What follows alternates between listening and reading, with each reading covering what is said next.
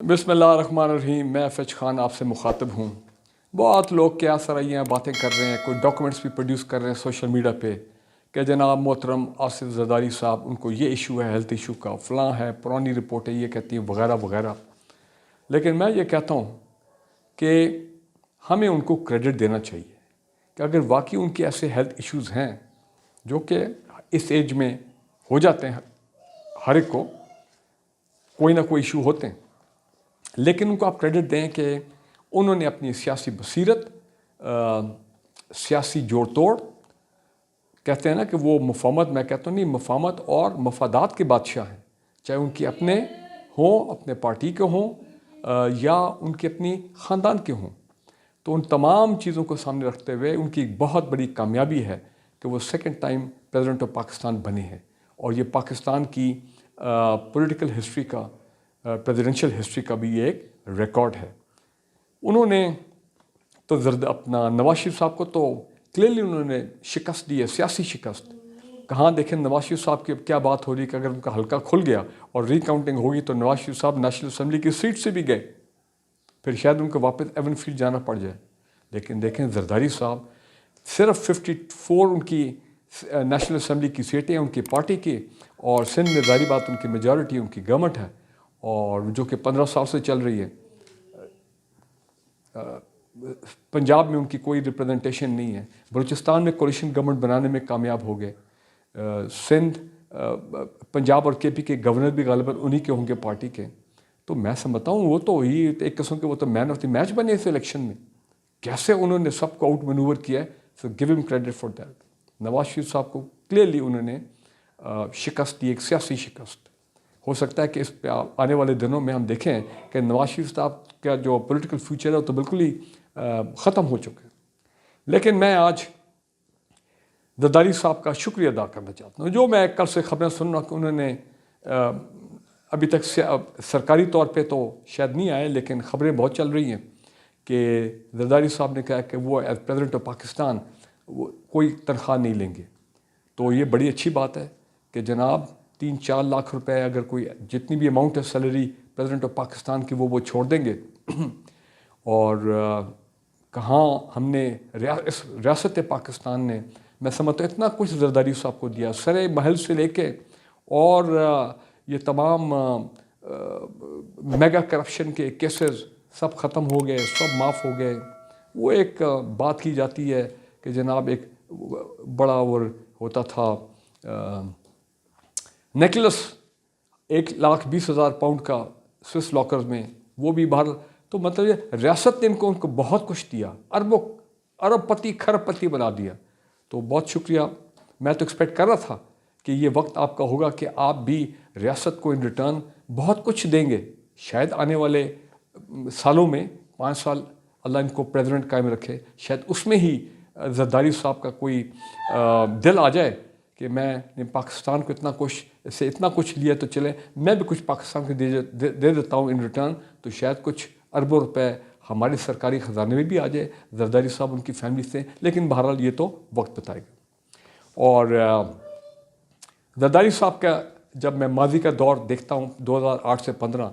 तो यकीनन वो भी एक बड़ा यादगार दौर था। और कुछ अच्छी यादें भी हैं, कुछ तल्ख़ यादें भी हैं।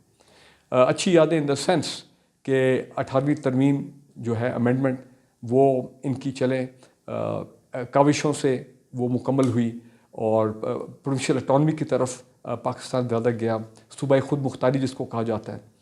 उसके अलावा ओवरऑल एक पाकिस्तान में जमहूरियत की वापसी पे इनका एक रोल रहा है। और उस 5 साल में आप देखें, बेशक ये आए बीबी शहीद की डेथ के बाद एक सिंपैथी वेव के साथ पीपल्स पार्टी पावर में आई, लेकिन जरदारी साहब ने जो नारा लगाया था पाकिस्तान खपे, उसका जो हालात थे ख़ासकर सिंध में, मेरा ख्याल है कि उस पाकिस्तान खपे के बाद वाकई वो सितंबर में आ गए in the national assembly in as president of Pakistan 2008 में। और मुझे आज भी याद है जब जनरल मुशर्रफ जो है वो जा रहे थे, तो उन्होंने जाते हुए ये कहा था कि अल्लाह पाकिस्तान की हिफाजत करे। तो बिल्कुल पाकिस्तान की हिफाजत तो हुई, लेकिन हमने इनके दौर में 350 अराउंड अबाउट ड्रोन अटैक्स जो हैं वो भी देखे। بدنام زمانہ کیری لیگر بل اور میمو گیٹ جو ہے وہ بھی سامنے آئے، بہت بڑے اسکیمز جس میں پاکستان کی قومی سلامتی کے پہ وار کیے گئے، پاکستان کے اور خاص کر اس میں حسین حقانی ان کے جو بلو آئیڈ ایمبیسڈر تھے وہ بھی اس میں شامل تھے، تو وہ بھی کافی سلسلہ ہم نے دیکھا۔ پھر اسامہ بن لادن کا مے 2 کا آپریشن یو ایس فورسز کا وہ بھی ہوا ان کے دور میں، اور اس میں ایک بڑی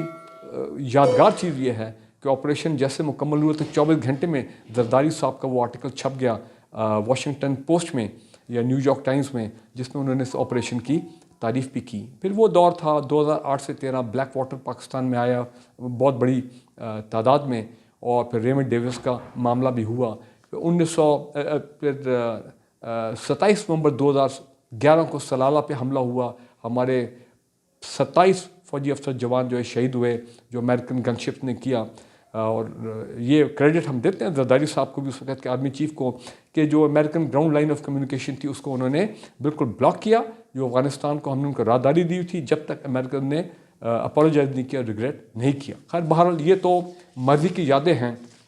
پاکستان بہت آگے نکل چکا ہے۔ اب کیا اس وقت موڈ لگ رہا ہے زرداری صاحب کا؟ میرے خیال ہے ان کی پرائیورٹی تو ہونی چاہیے عوام کے زخموں پہ مرہم رکھنا، ہیلنگ دا نیشن، اور اپنی مفاہمت کی وہ اپنی دکھائیں گے اعلیٰ کارکردگی کہ کیسے تمام پولیٹیکل پارٹیز کو اکٹھا بٹھاتے ہیں، وہ کیسے پی ٹی آئی، ناراض پی ٹی آئی جو وقت ایک عجیب فریم آف مائنڈ میں ہے ان کو واپس لے کے آتے ہیں، اور کیسے ایک گیو اینڈ ٹیک سے، کچھ کنسیشن سے، کچھ کانفیڈنس بلڈنگ میجرز کے ساتھ پاکستان میں سیاست جو ہے وہ ریسٹور ہو جاتی ہے اور نارملائز ہوتی ہے۔ میں سمجھتا ہوں یہ ان کی پرائیورٹی ہونی چاہیے، لیکن جو ان کا موڈ ہے وہ تو نظر آ رہا ہے کہ وہ 18ویں ترمیم میں جو کچھ کمی بیشی رہ گئی ہے وہ اس پہ بھی فوکس کریں گے۔ پھر موڈ نظر آ رہا ہے کہ NFC وارڈ پہ اگر تحفظات ہیں صوبوں کو وہاں پہ وہ اس پہ وہ کانسنٹریٹ کریں گے، اور اس کے علاوہ بلوچستان پہ مجھے بڑی خوشی ہے، ان کی کولیشن گورنمنٹ ہے بلوچستان میں، اور میں ان کی جو چوائس ہے ایز دا چیف منسٹر سرفراز بگٹی میں اس کو سراہتا ہوں، اس لیے کہ سرفراز بگٹی ایک سن آف دی سوائل ہیں، بلوچستان کے حوالے سے بگٹی قبیلے سے ان کا تعلق ہے، اور وہ ان کا پہلا ہی آنے والا جو اعلان تھا کہ انہوں نے کہ جناب جو لوگ پہاڑوں میں ہیں ان کو وہ آ جائیں پہاڑوں سے، ہتھیار ڈال دیں اور ان کو پولیٹیکل مین اسٹریم میں واپس لیا جائے گا، ان کو حکومت بلوچستان اور ریاست پاکستان وہ ان کو فیسیلیٹیٹ کریں گے نارمل لائف بحال کرنے کے۔ میں سمجھتا ہوں کہ یہ ایک بہت اچھا پولیٹیکل قدم ہے۔ ہم یہ بھی امید کرتے ہیں کہ زرداری صاحب کے پہلے دور میں جو آغاز حقوق بلوچستان پیکج کا اعلان ہوا، اور اس وقت نواب اکبر بگٹی کی ڈیتھ کے بعد جو مشرف کے دور میں آپ کو پتہ ہے ایک بہت ہی خوفناک صورتحال پیدا ہوئی تھی بلوچستان میں، تو یہ آپ پیپلز پارٹی کو زرداری صاحب کو کریڈٹ دیں کہ انہوں نے آغاز حقوق بلوچستان پیکج سے بلوچستان میں ایک نیا دور شروع کیا کہ کیسے وہاں کے عوام میں یہ احساس محرومی اس کو ختم کیا جائے، اور وہ جو اس وقت ایک انسرجنسی آپ اس کو کہیں یا جو ریاست کے خلاف وہاں پہ لوگوں نے ہتھیار اٹھائے تھے اس کو کم کرنے میں، اس فضا کو بہتر کرنے میں میرا خیال ہے پیپل پارٹی نے ایک رول ادا کیا تھا۔ امید کرتے ہیں کہ اب بھی بلوچستان میں یہ سیاسی طور پہ ایک پولیٹیکل وہاں پہ ریکنسیلیشن ہوگی، پولیٹیکل مفاہمت ہوگی، اور جو لوگ واقعی جو ابھی بھی پہاڑوں پہ ہیں اور جو ریاست کے خلاف مزاحمت کر رہے ہیں ان کو بھی واپس لانے میں زرداری صاحب اور ان کی جو ٹیم ہے بلوچستان میں وہ اپنا کردار ادا کرے گی۔ ابھی خبریں آ رہی ہیں کہ جناب آصفہ بھٹو جو ہیں ان کو شاید خاتون اول کا پروٹوکول دیا جائے گا، اور یہ کہیں فیصلہ ہو چکا ہے، زرداری صاحب چاہتے ہیں۔ کوئی حرج نہیں ہے، پہلے بھی ہوا ہے آصفہ بھٹو، جو میں نے ان کی کچھ تقریریں دیکھی ہیں ان کو کچھ جلسوں میں، مجھے ایک کافی ایک میچورڈ خاتون جو ہیں وہ نظر آئی ہیں، اور ان میں پوٹینشیل ہے کہ وہ پاکستان کی سیاست میں آئیں۔ ویسے تو میں موروثی سیاست کے بالکل خلاف ہوں، لیکن مجھے لگ رہا ہے کہ آصف زرداری صاحب اپنے اس دور میں بلاول بھٹو زرداری کو تو انہوں نے کافی آن دا جاب ٹریننگ کرا دی پچھلی PDM-1 کی گورنمنٹ میں، تو وہ آصفہ بھٹو کی اب آن دا جاب ٹریننگ کریں گے ایز ان کی فرسٹ لیڈی کی خاتون اول کے طور پہ۔ اور اس میں ماضی میں ایک ہمارے پاس بڑی مثال ہے ویسے تو ٹھیک ہے محترمہ فاطمہ جناح جو ہیں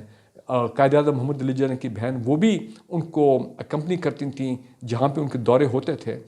لیکن پریزیڈنٹ ایوب خان کی جو بیٹی تھیں بیگم نسیم اورنگزیب، مجھے آج بھی یاد ہے، ایک اچھی گریسفل خاتون، وہ بھی پریزیڈنٹ ایوب صاحب کے ساتھ جتنے فورن ٹور ہوتے تھے وہ جاتی تھیں، اینڈ انہوں نے اپنا کردار اچھی طرح نبھایا۔ تو آصفہ بھٹو کی میں دیکھ رہا ہوں کہ یہ اب ایک پولیٹیکل لانچنگ بھی ہوگی، سن بھی یہ رہے ہیں کہ وہ ایک بائی الیکشن بھی نیشنل اسمبلی کی لڑیں گی غالباً نواب شاہ سے، تو ٹھیک ہے، اس میں کوئی حرج نہیں ہے، بٹ ایز اے سے کہ اگر پاکستان کے عوام جو ہیں وہ ملوثی سیاست کو ایکسیپٹ کر رہے ہیں، خاص کر سندھ میں، اور سندھ میں اس میں کوئی شک نہیں ہے کہ زرداری صاحب نے بالکل ان کو قابو کیا ہوا سندھ کے عوام کو، اور